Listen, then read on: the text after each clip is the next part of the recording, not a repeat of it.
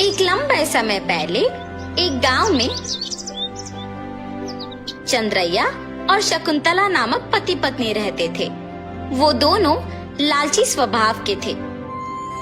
चंद्रैया बहुत सारे भैंसों को पालते उनका दूध उस गांव वासियों को बेचता था।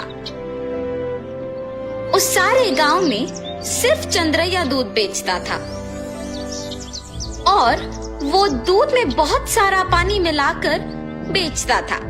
इतना ही नहीं, वो कम से कम उन भैंसों के बच्चों को भी पीने के लिए दूध नहीं बचाता था। एक दिन जब चंद्रैया दूध लेके गांव को बेचने जाता है, चंद्रैया, तुम्हारे दूध में दिन प्रतिदिन पानी की मात्रा ज्यादा हो रहा है। तुम्हारे पास इतने भैंस होने के बावजूद तुम पानी क्यों मिला रहे हो? अगर तुम्हें पसंद है तो मुझसे दूध लो, वरना नहीं। मैं यही दूध किसी और को भी दे सकता हूँ। ऐसे गुस्से से बात करके वहाँ से चला जाता है। उस सारे गांव में सिर्फ चंद्रैया ही दूध बेचने के कारण वो जैसे भी दूध दे, सभी चुपचाप उसी से लेते थे। जहाँ वो भैंसों को रखता था, उसके बगल में एक बड़े पेड़ पर एक भूत रहती थी। हमेशा की तरह चंद्रैया सारे भैंसों के पास जाकर उनसे दूध निचोड़ के पानी मिला के सबको बेचने जाता है।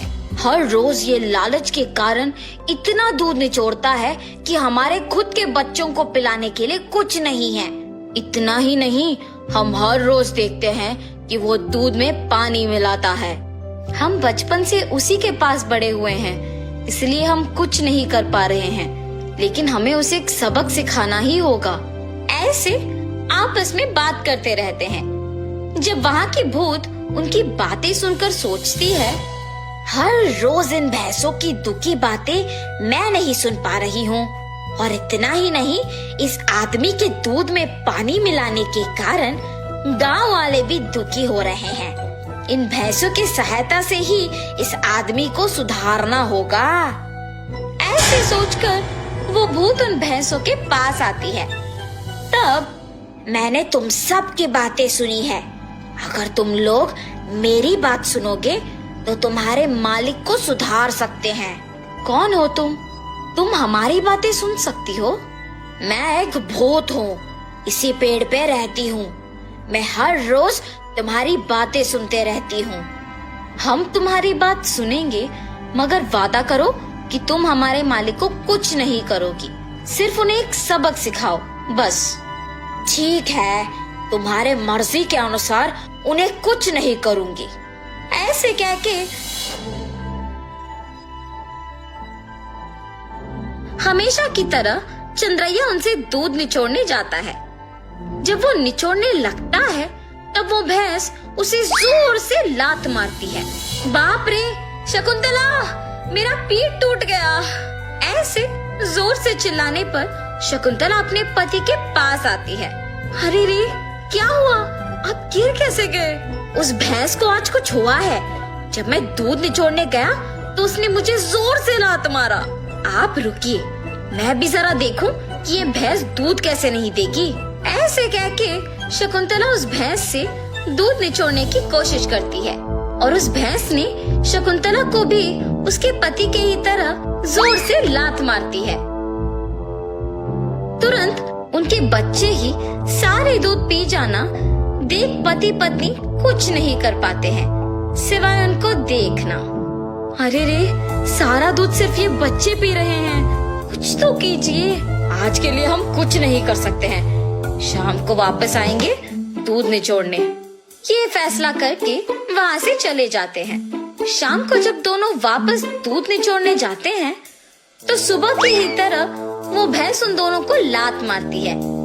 ये देख पति पत्नी दोनों डर के मारे घर चले जाते हैं। ऐसे कुछ दिनों तक भैंस उन्हें दूध निचोड़ने नहीं देती है और सारा दूध सिर्फ अपने बच्चों को पिलाती है। सुनिए, कम से कम हमारे उपयोग के लिए तो दूध निचोड़ के आइए ना। बाप रे, हम अगर इस गांव में भी दूध नहीं दे पा रहे हैं तो भी ठीक है, मैं तो उस भैंसों के पास नहीं जाऊंगा। वहाँ के भैंसों में से एक को कुछ तो हुआ है, इसीलिए हमें दूध निचोड़ने नहीं दे रही है और सिर्फ उसके बच्चों को दूध पिला रही है। उतना चाहिए तो तुम खुद निचोड़ने जाओ। बाप रे, मैं अकेले? नहीं नहीं, हम दोनों मिलके दूध निचोड़ने की कोशिश करते हैं। चलिए ठीक है, कल सुबह जाएंगे। ठीक है जी। भैंसों के पास जाते हैं। शकुंतला, पहले तुम जाओ। ऐसे कहने पर शकुंतला उन भैंसों के पास जाके दूध निचोड़ने की कोशिश करती है। जब वो निचोड़ने की प्रयत्न करती है तो वो भैंस जोर से लात मारती है। बिना दूध दिए अपनी पत्नी को लात मारने के कारण चंद्रैया को गुस्सा आता है और वो एक डंडे से भैंस को मारने लगता है। मेरी पत्नी को दूध निचोड़ने नहीं दोगे तुम? हाँ? ऐसे कहते हुए जोर जोर से मारता है, मगर उस भैंस की जगह चंद्रैया खुद पिटता है और इसी कारण उस भैंस को मारना बंद कर देता है। लेकिन उसके बाद भी उसको और उसकी बीवी को डंडे से मार पड़ते ही रहते हैं। हम आइंदा कभी भी दूध निचोड़ने नहीं आएंगे, हमें मत मारो। अरे हिम्मत है तो ऐसे दिखे बिना नहीं, सामने आके मारो हमें। ऐसे कहने पर वो भैंस अचानक एक भूत के रूप में बदल जाती है। मैं ही तुम लोगों को मार रही थी। सिर्फ कुछ दिन दूध ना ले पाने के कारण और घर पे दूध ना होने के कारण गुस्सा होके तुम इस भैंस को मारने चले आए, तो फिर कुछ सालों से जो तुम सारे दूध को उनके बच्चों के लिए बचाए बिना ही ले जाके बेचने पर इन भैंसों को कितना बुरा लग रहा होगा। हाँ, आज से अगर कभी भी तुमने दूध में पानी मिलाया या फिर भैंसों के बच्चों के लिए दूध न बचाया तो मैं तुम्हें नहीं छोड़ूंगी। मैं यही रह के तुम पे नजर रखूंगी। हाँ, हमें माफ कर दो, आज से हम ये कभी नहीं दोहराएंगे। ऐसे कहने पर वो भूत वहाँ से गायब हो जाती है।